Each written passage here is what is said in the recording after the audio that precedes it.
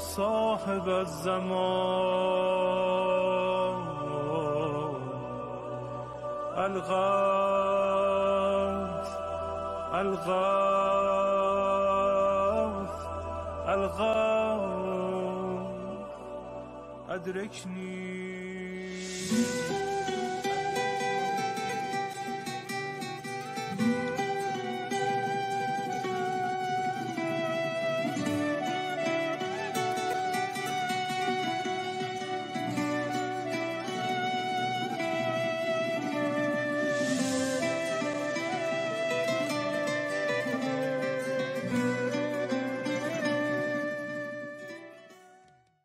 اعوذ باللہ من الشیطان اللعین الرجیم. بسم اللہ الرحمن الرحیم. وصلی اللہ علی محمد وآل بیتہ الطیبین الطاہرین المعصومین. بارگاہ ملکوتی امیر المومنین سرزمین نجف اشرف صحن حضرت سیدہ فاطمۃ الزہراء سلام اللہ علیہا سے مومنین کرام کی خدمت میں تیسرے انٹرنیشنل المعارف العلویہ شارٹ کورس کے درس نمبر 24 کو لے کے حاضر ہونے کا شرف حاصل کر رہا ہوں. جیسا کہ آپ مومنین و مومنات کے علم میں ہے کہ اس سال تیسرے انٹرنیشنل المعارف العلویہ شارٹ کورس کے دروس جو امام زمان عجل اللہ فرجہ الشریف کے ساتھ متعلق ہیں، اس میں ہماری گفتگو کا سلسلہ غیبت کبریٰ سے لے کے ظہور تک کے احوال کو بیان کرنا ہے. اور یہ بات بھی آپ سے مخفی اور پوشیدہ نہیں ہے کہ غیبت کبریٰ سے ظہور تک کے احوال بہت زیادہ ہیں. ممکن نہیں ہے کہ 30 دروس میں ان تمام موضوعات کے اوپر مفصل گفتگو کی جا سکے، لیکن ہم نے اپنے مومنین سے وعدہ کیا ہے کہ اس سال بھی ہم اسی ٹاپک کے اوپر گفتگو کریں گے، اور آئندہ سال جو چوتھا شارٹ کورس ہوگا اگر اللہ نے زندگی دی تو اس میں بھی غیبت کبریٰ سے ظہور تک کے احوال کے باقی ماندہ ٹاپک کے اوپر گفتگو کی جائے گی، تاکہ یہ ایک مفصل سلسلہ اور سیریز مومنین کرام کی خدمت میں موجود رہے. اور انشاءاللہ اسے ہم امام زمان عجل اللہ فرجہ الشریف کے نام ہدیہ کرتے ہیں اور کریں گے کہ یہ جو ہماری کوشش ہے، اور جو اس کوشش میں شریک ہے، خاص طور پہ وہ افراد کے جو کیمرے کے پیچھے رہ کے خدمات انجام دیتے ہیں، اللہ سبحانہ وتعالی ان کی توفیقات خیر میں اضافہ فرمائے. حرم امیر المومنین کی دیگر خدام کہ جو ہمارے ساتھ ہر حوالے سے تعاون کرتے ہیں تاکہ اردو زبان کی یہ ٹرانسمیشن پوری دنیا میں اردو زبان میں سننے والے لوگوں تک آسانی اور بہت بہتر انداز میں پہنچ سکے. تو ہم تمام کا شکریہ ادا کرتے ہیں اور اس عمل کا ثواب انہیں بھی ہدیہ کرتے ہیں، اور ہر اس سننے والے اور دیکھنے والے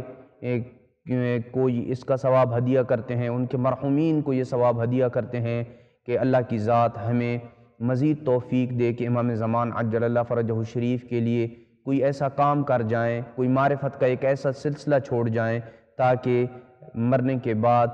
ہمارا بھی ان لوگوں میں شمار ہو سکے کہ ہم نے امام زمان عجل اللہ فرجہ الشریف کے متعلق کچھ گفتگو کی تھی. گزشتہ کم از کم 10 یا 12 دروس میں ہم نے ان ذمہ داریوں کو بیان کیا تھا کہ جو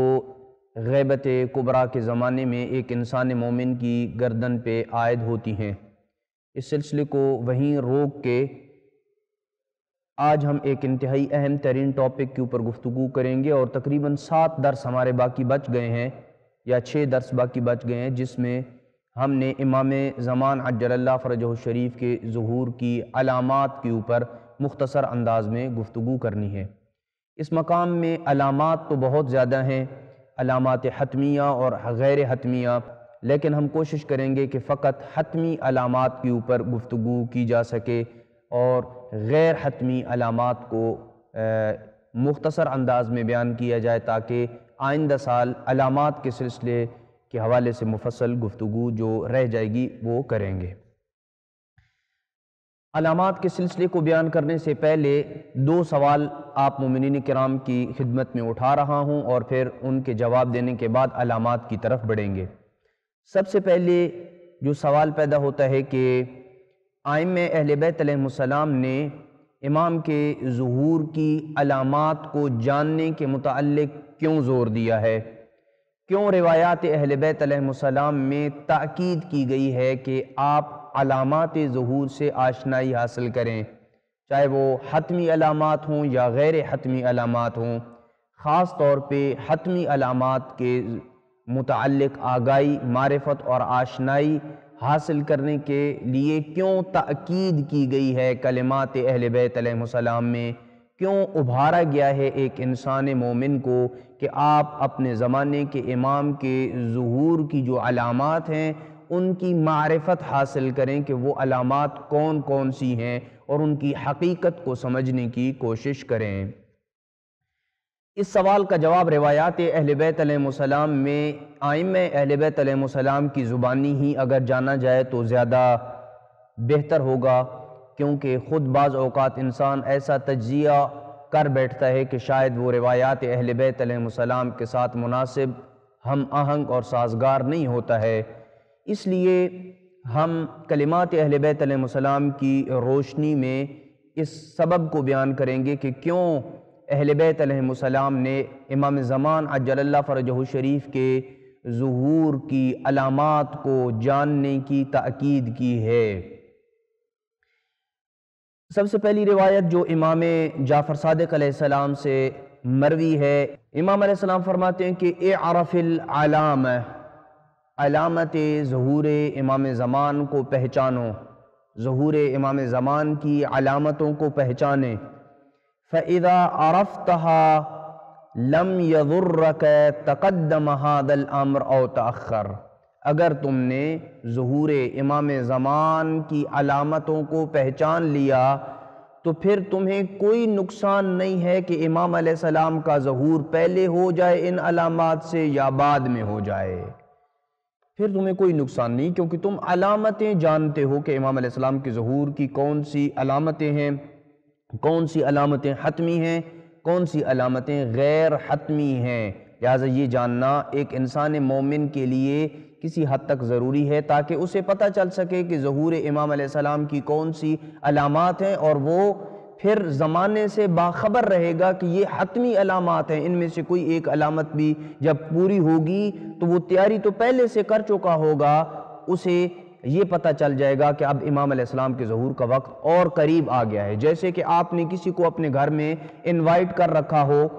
مکمل آپ نے تیاری کر رکھی ہے، کھانا بنا رکھا ہے، دعوت کے جتنے بھی لوازمات ہیں سارے تیار کر رکھے ہیں، لیکن ان کے آنے سے گھنٹہ دو گھنٹہ پہلے آپ ان کو ٹیلی فون کر کے پتہ کر لیتے ہیں، یا آپ کو وہ بتا دیتے ہیں، یا ایسی کوئی ان کی طرف سے میسج آتا ہے یا کوئی علامت آپ کو مل جاتی ہے کہ اب وہ گھنٹے کے بعد، آدھے پونے گھنٹے کے بعد پہنچنے والے ہیں، تو آپ مزید تیار ہو جاتے ہیں۔ بس یہ علامتیں بھی در حقیقت انسان کو اس طرف متوجہ کرنے کے لیے ہیں کہ اب سفیانی کا خروج ہو گیا ہے، اب یمانی کا خروج ہو گیا ہے، اب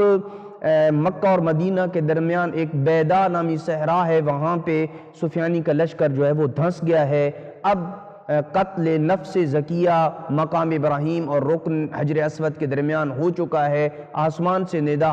آ چکی ہے، یہ وہ حتمی علامات ہیں، یہ رونما ہو گئی ہیں۔ اب ان کے 6 مہینوں کے اندر اندر امام علیہ السلام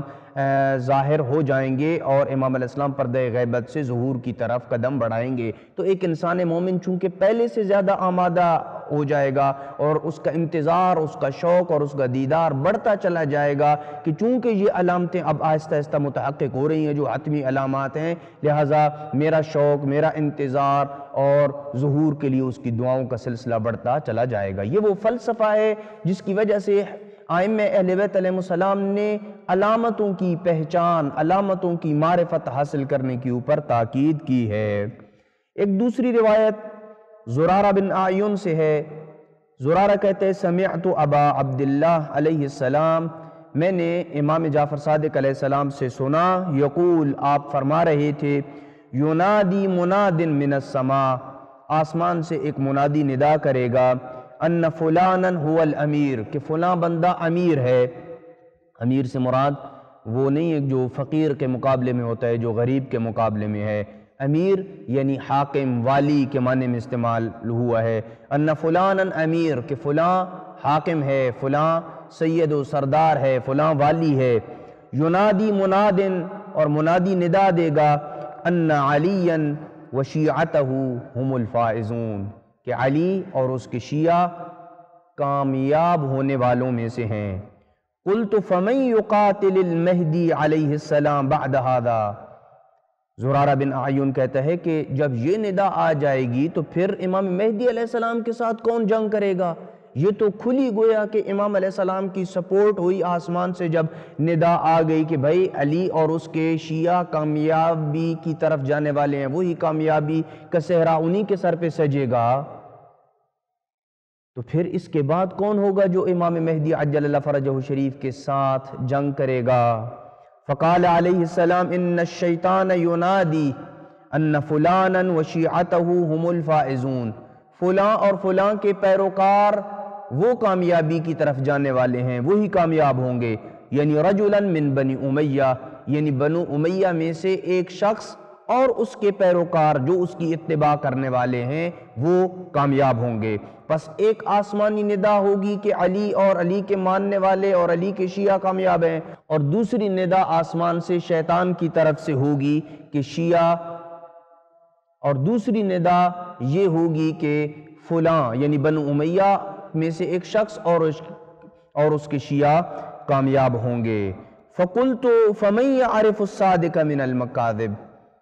پھر سچے اور جھوٹی کی پہچان کیسے ہوگی؟ کیسے پتہ چلے گا کہ کون سچ ہے اور کیا جھوٹ ہے؟ پہلے والی ندا سچی ہے یا دوسری والی ندا سچی ہے؟ عام لوگ کیسے تمیز کر سکیں گے کہ پہلی ندا سچی ہے یا دوسری ندا سچی ہے؟ قال علیہ السلام، تو امام علیہ السلام نے فرمایا یعرفہ الذین کانوا یروون حدیثنا، وہ لوگ کہ جو ہماری احادیث کی روایت کرتے تھے، وہ لوگ کہ جو ہماری احادیث کو روایت کرتے تھے وہ جانتے ہوں گے کہ کس کی آواز سچی ہے، کس کی ندا سچی ہے۔ جو پہلے ندا آئی ہے جس میں علی اور اس کی شیعوں کی کامیابی کا تذکرہ تھا وہ سچی ندا ہے یا دوسری ندا سچی ہے، کون جانتا ہے؟ وہ لوگ کہ جو ہماری احادیث کو روایت کرنے والے ہیں وہ جانتے ہیں کہ کون سی ندا سچی ہوگی۔ یہاں تک دو روایات کی روشنی میں یہ چیز واضح ہو گئی کہ ائمہ اہل بیت علیہ السلام نے علامات ظہور کے متعلق کیوں تاکید کی ہے کہ امام کے ظہور کے علامات کو جاننا ایک انسان مومن کے لیے ضروری ہے۔ یہاں پہ ایک اور سوال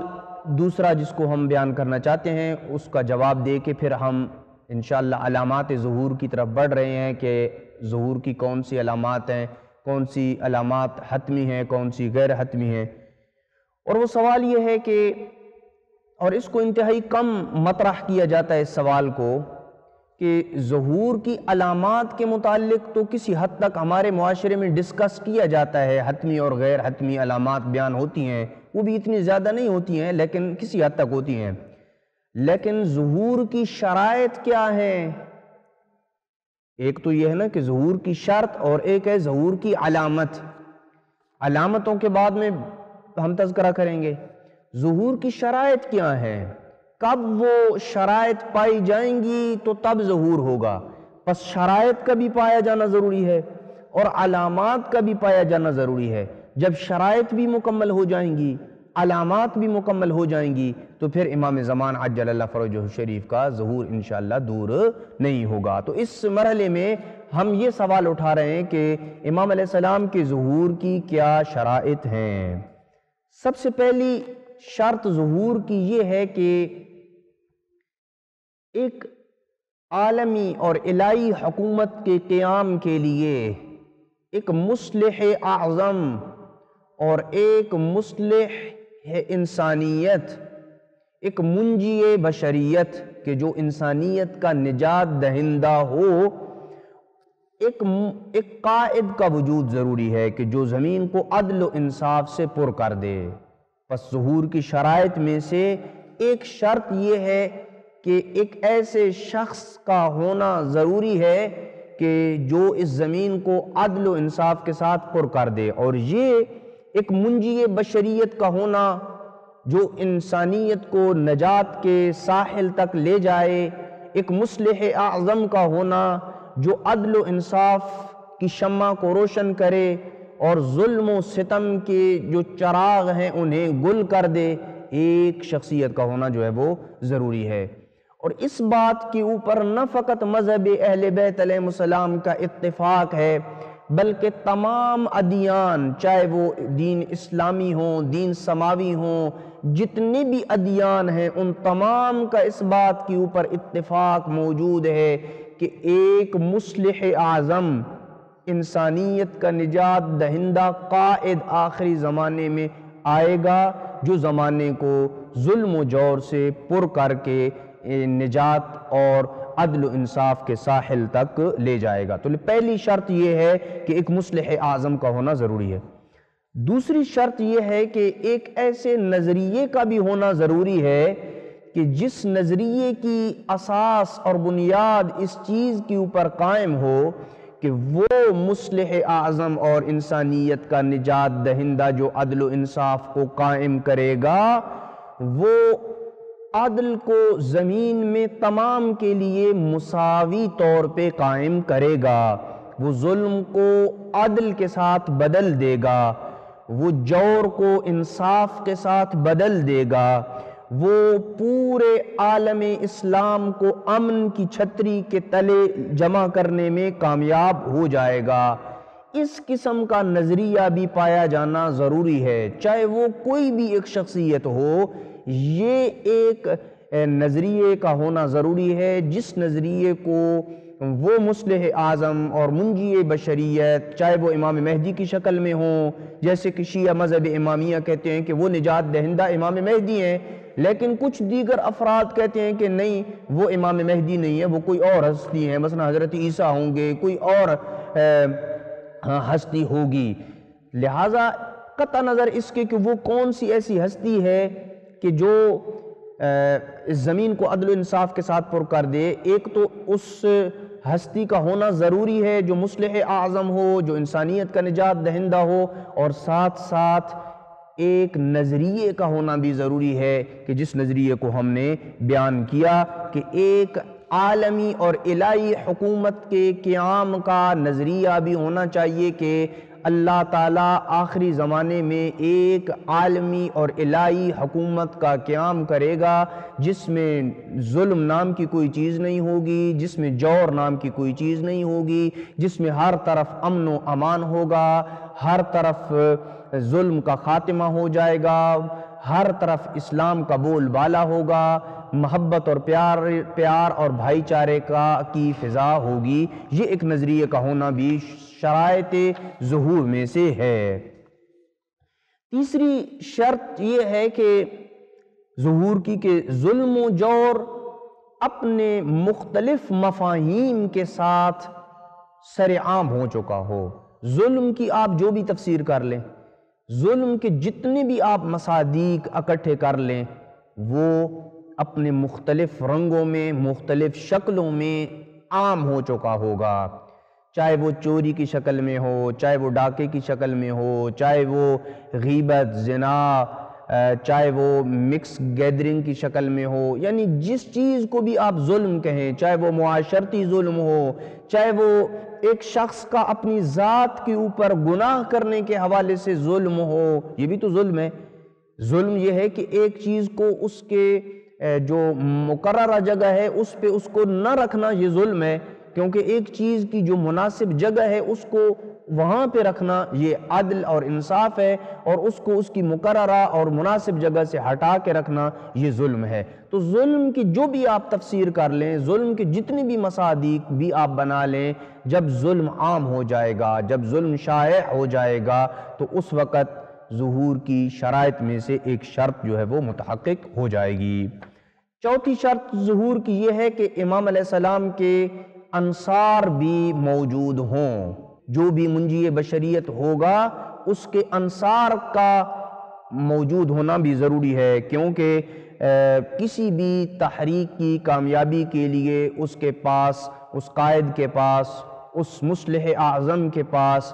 کافی مقدار میں مخلص انصار اور اصحاب کا ہونا ضروری ہے، جو اس تحریک کا لوگوں کے سامنے تعارف کریں، اس کا زمینہ ہموار کریں اور اس کا ساتھ دیں تاکہ وہ تحریک کامیابی سے ہمکنار ہو سکے۔ لہٰذا جب امام علیہ السلام کے انصار کی تعداد مکمل ہو جائے گی تو ظہور کی شرائط میں سے ایک شرط جو ہے وہ پوری ہو جائے گی۔ پانچویں اور آخری شرط یہ ہے کہ جہاں امام علیہ السلام کے اصحاب و انصار کا ہونا ضروری ہے، وہاں پہ ایک مہدوی قوم کا ہونا بھی ضروری ہے۔ نہ فقط اصحاب و انصار کا ہونا کافی ہے بلکہ ایک مہدوی معاشرے کا قیام ضروری ہے، کہ ایک ایسا معاشرہ کہ جس کی فکر میں امام مہدی عجل اللہ فرجہ الشریف رچ بس چکے ہوں۔ جب اللہ ان کے دیدار امام مہدی اور شوق امام مہدی اور اس تڑپ کو دیکھے گا تو پتہ چل جائے گا کہ یہ امام علیہ السلام کے موالی ہیں، پھر ظہور کی راہیں جو ہیں وہ ہموار ہونا شروع ہو جائیں گی۔ لہٰذا یہ وہ شرائط ہیں کہ جنہیں ہم نے بیان کیا ہے جو ظہور کی شرائط شمار ہوتی ہیں۔ دعا ہے کہ اللہ کی ذات ہمیں شرائط ظہور کو اللہ تعالی ہمیں توفیق عطا فرمائے کہ ہم ظہور کی شرائط کا زمینہ ہموار کرنے میں کامیاب ہو سکیں۔ وصلی اللہ علی محمد وآل بیتہ الطیبین الطاہرین المعصومین۔